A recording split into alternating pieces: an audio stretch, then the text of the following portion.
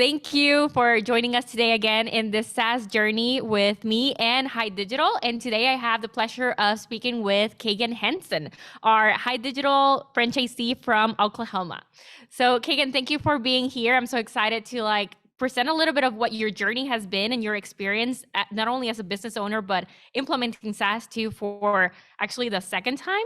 So I wanted to bring you on so you can speak to everybody that is doing SaaS, what your perspective has been from your previous experience to now doing it with High Digital. And so maybe we can step back and talk first about that experience. And if you don't mind doing a quick introduction of who you are, you're obviously in Oklahoma. So let us know a little bit more about who you are and share with, our community what was going on with SaaS, before. And then I'm going to ask you more questions on the implementation. Yeah, again, my name's Keagan. So I'm from Oklahoma City area and came on to Hite, what is it, like two months, roughly? We're going to hit 2 months. So we Feels kind of longer. started in July, but really didn't start until August. So yeah, so it's been a phenomenal experience. Came from a background of another agency, more of a creative agency. So we worked with, I would say kind of where my sweet spot is I love bigger projects. So working with companies who need branding, messaging, all the way to the web design implementation, revamp, and then moving on to more of an implementation side of things of how am I going to communicate this message in sales and our over onboarding process, and then also to our clients. So that's where I've really come from, and I came in a really interesting time. We actually have some really large projects, and we were coming into this time of, okay, do we build on the SaaS platform that we planned on building, or do we go ahead and move over? And so I think we made a really good decision to go ahead and move over, and have had a phenomenal experience. We focus more on the do it for you approach versus the do it yourself, just because of the price point, which works really well with our clients. But it's been a really good experience. Awesome. And can you tell us a little bit of what your previous experience was because you mentioned that you were moving into our CRM. And so that's obviously something I want to definitely touch upon. But what was your experience back then? What was your main struggle as you were starting to implement SaaS? Because I think there's a lot of value in sharing with our community in that journey as well. We were doing this from scratch, right? Building your own system, if I remember. Yeah. Okay. So I've built a couple of things. So now it wasn't. So one, I'm in the insurance world a lot, and I have another company that we actually have built our own CRM. Then I would call it let's just call it what it is. It's a failed SaaS platform. We all have, what is it, fail? It's not a fail. It's a safe to fail experiment. It was a safe to fail experiment. Right. Let's say some people may say it was safe. I don't know. I spent way too much money doing it.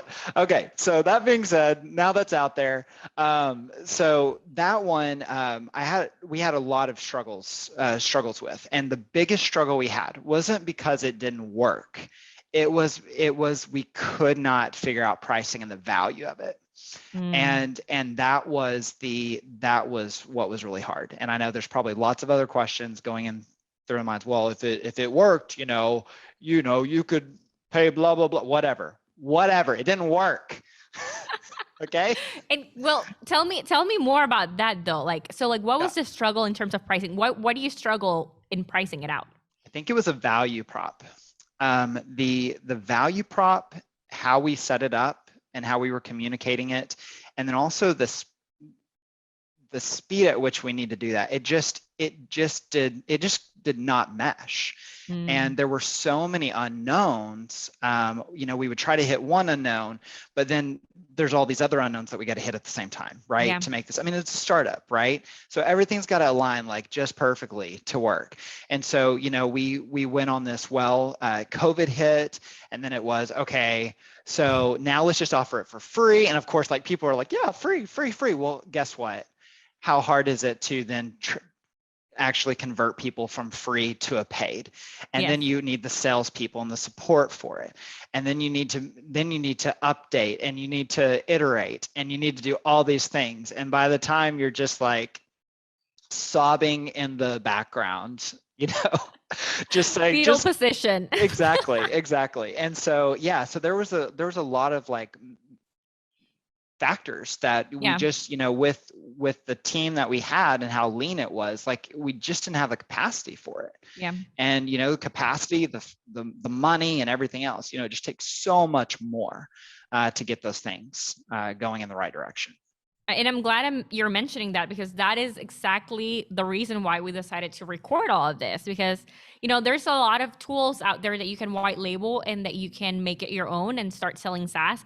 But I think the technical part is definitely like one of the items that you want to make sure that you sort of like have that box checked, because that's going to be your foundation of like what you're going to sell. But I think even more is that process, that support that you were mentioning, having like understanding of like how to package it, how to price it, and that part of, I think I'm excited about recording this journey for other people too that are focusing on implementing SaaS for their agencies, because we're testing like the lowest price possible right now, and we're going to test like how do we make this even a higher tier. And I love what you're doing with SaaS right now, and how you're implementing a done for you package, which I think it's very relevant. It helps sort of like create that adoption process with the clients. And so we had a first scenario already, right? Successfully with Fernanda, which we love. Hi, Fernanda. We're going to give you a thumbs up and hugs and kisses, because she's amazing. But, like, tell me how was that first sort of like process? Because that was the first time that we had worked together on implementing SaaS really for a client, right? Yeah, definitely. So this one was a little bit interesting, because we had already gone through that discovery process with the client, and I had personally built this. Well, I had someone else help build it out, but I built it out first, and then they started implementing on another SaaS platform, and so I was a little nervous, because I was like, oh my gosh, do I have this all built out correctly? Do I have it lined out where Fernanda can actually read and take what I'm trying to communicate? Thankfully, she did a phenomenal job. But what I wanted to make a point there is that it's so important to have someone who understands process. And it's a lot of people can sell you on the idea of, I can build out, I can build out the SaaS, automation for you, like not a problem. And there's a lot of people that can do that. But to understand how things work and how things are connected is vital. Or you will never have an automation that actually works for you, and it will always work against you. And so one of the things that I experienced here was that confidence that I knew that it was going to work. And that was something that, working with other individuals and other, with other things we were implementing, I always had that concern that I had to go back and test every single piece and retest it to see if they actually hooked it up properly. Yeah. And I think that's something it speaks highly of her, but at the same time, it's just important when we are hiring and bringing someone in on our team to do this, to discover the process and then implement it properly. There's so many moving parts. So the details matter in this. Yeah, I love that. I'm glad that you mentioned that. Now, I want us to do a little bit of a comparison between, because you offer your SaaS for free, right? And you were mentioning how hard it is to like try to convert them into paying customers. Now we're having on the other side a company that is paying like top dollar, sort of like to like get the implementation going in terms of like pricing out there in the market. And then like they're having to just to like pay a monthly fee on the actual system. So like what has been, obviously we understand this is like harder to do just from what you were mentioning, but how do you compare this to, like, what are your thoughts? Like, would you ever want to like offer a free version of like the Hite CRM, for example, in another scenario? Because I know there's the technical side that you were mentioning that was a little bit of a struggle there. But what can you tell me a little bit of that comparison between pricing or like anything that you want to test out?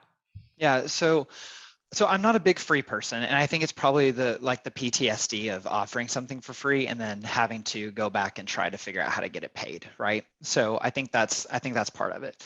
I think free can be used in certain scenarios, like for, it could be used for lead gen. It could be used for if the processes are set up right correctly.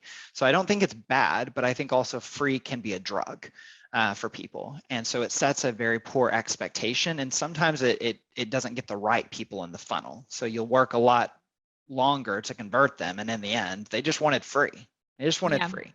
Yeah. And so one of the things that came to mind when you said this, and if I'm jumping off, just direct me back, is I was thinking about the way I sell this SaaS product. And I actually almost never talk about price. And I just talk about what it's going to do for them. And so, the last projects that we've done, we've really tried to stay in the range of like 16,000 to 25,000 implementation with the SaaS. And that may seem like a lot, but actually it's not when you consider the amount of work and the amount of details that have to go into this. And if you were to sit on the call with me and actually hear what I'm talking about and hear how this is going to affect their lives every single day for not only them, but for their team, it's worth every penny. And so when I do it, I sell the value of what it's going to do for them and how they're going to feel afterwards. And then it's really easy after that because they already know their pain points and they know that if this can solve that, then it's worth a couple of clients.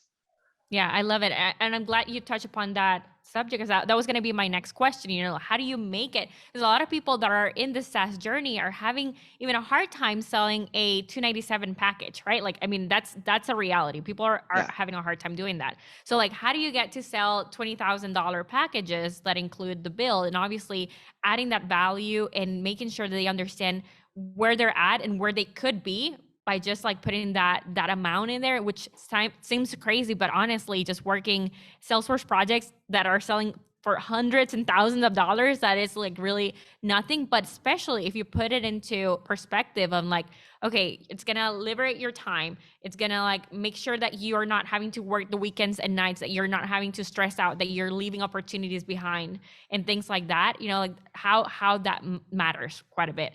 If you were able to give just one advice or a couple of advices for people that are in the process of selling SaaS and understanding, like how to present it to other people or to their clients, what would it be? I mean, I think the biggest thing is first off, hear what they're saying, and when you're I always like to understand just their overall operations and what they're doing, right? And a lot of people say they have a process, but it's never been documented, and it's all over the place. And so, we're working with a franchise. We're just signed with a franchise, and they have a phenomenal business model, but everyone's doing something different. And so speaking with the CEO, I'm able to say, like, let's really look at this and see what this is going to do for your organization. Like, let's ask the question, what if? And I think when you get the owner, get the leadership to answer that question themselves, say, okay, what if we did this? What could it do for us? It changes everything. You don't have to tell them like this is gonna change your life and all these different things. Like, let them say that. If they're not bought in themselves, then it's not going to matter to them. And so I think that's probably the best thing, is being able to hear what they're saying and then bring that back to them to say, okay, like these are the problems that you've experienced. So what if you did it this way? What happens? And that's when people go, oh wow, hold on, I can automate the whole contract process. Like that was, and then that's when they say, that will save my people hours of time. Wow. And that's when I go, okay, perfect. Well, let's do it. That's awesome. So that's where it's all about, that experience. Honestly, automation provides an experience. And it's an experience that you can scale across the whole organization. And so what I love to be able to help people see is they can craft the experience and then they can scale it across the organization. So it's your one-time investment and now you're just going to pay for the ongoing, management of SaaS. Yeah. And then you're hooked for life with us because we have Exactly. Yeah, exactly. That's the beauty about adding that to the agency world, really. Yeah. Right? Like you're able to like really create a long-lasting relationship. But I love what you mentioned. Thank you so much, Keagan, for sharing this with us. I wish we could like play one of your sales calls, because like you just like wanted me to like go into a sales training with you right now from what you said. But thank you so much for joining us, and we'll be sharing this and more content in our YouTube channel, just like recording our SaaS journey and having more and more conversations like this, hoping that this will spark, the interest to like implement SaaS in your own agency. And if you have any questions, don't hesitate to share them with us. So until the next video, thank you, Keagan. Thanks. Appreciate it. Bye. Bye.